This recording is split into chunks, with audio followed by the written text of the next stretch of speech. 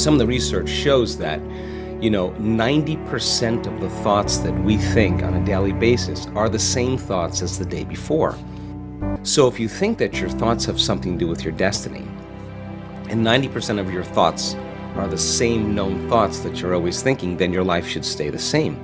Because the same thoughts lead to the same choices. The same choices lead to the same behaviors. The same behaviors create the same experiences. The same experiences produce the same emotions. Those same emotions tend to influence the way we think.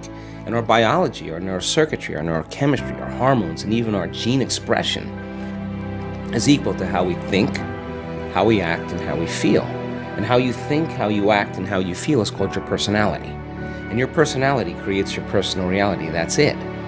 So then it makes sense then if you want to create a new personal reality, a new life, you're going to have to change your personality. And you got to start thinking about what you've been thinking about and change it. You got to become aware of your unconscious habits and behaviors, even how you speak.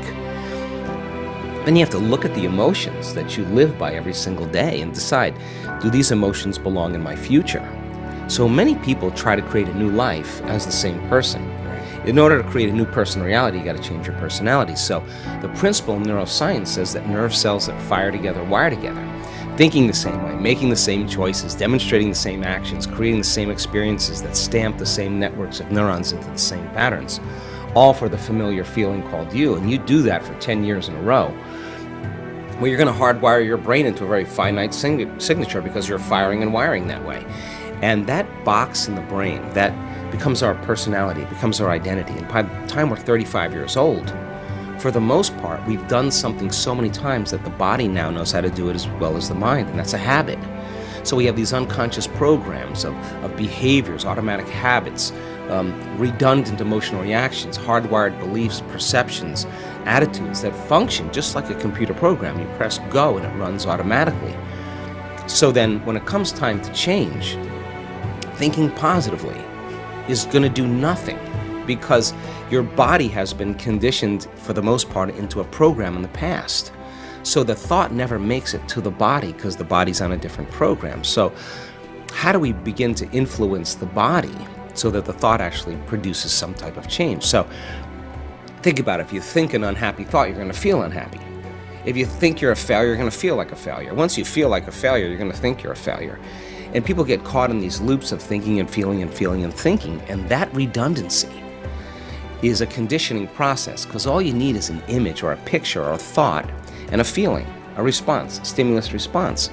And so the people tend to condition their brain and body into the past. And so when it comes time to change, you got to leave that familiar territory. And any choice that you make, if you said, hey, I'm going to eat a better diet, I'm going to wake up early and work out, I'm going to do meditation, the moment you decide to do something differently, get ready because it's going to feel uncomfortable. It's going to feel unfamiliar. There's going to be some uncertainty. You're not going to be able to predict the next moment. That means you've left your known biology and you're stepping into the unknown. Now, theoretically, that sounds great, but if the body has been conditioned into a familiar feeling that's in the known, the moment you take it outside the familiarity, it wants to go back to where it's comfortable. So the body starts influencing the mind, and this is where people say, why don't you start your diet tomorrow? Oh, why don't you start working out this evening? You're really never going to change. You're too tired. You have a headache. This doesn't feel right. And this is where people talk themselves out of it, because if they respond to that thought leads to the same choice, which leads to the same behavior, creates the same experience, produces the same feeling, and then they say, this feels right. No, that feels familiar. So going from one state of mind and body to another state of mind and body, you got to cross a river. And the hardest part about change is not making the same choice as you did the day before.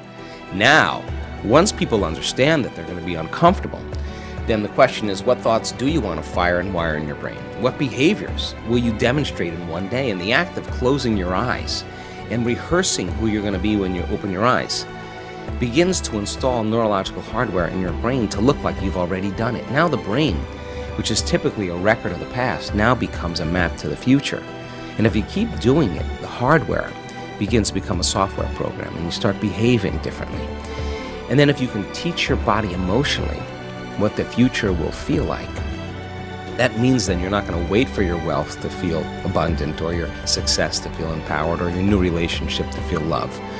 In fact, the moment you start feeling abundant, you're generating wealth.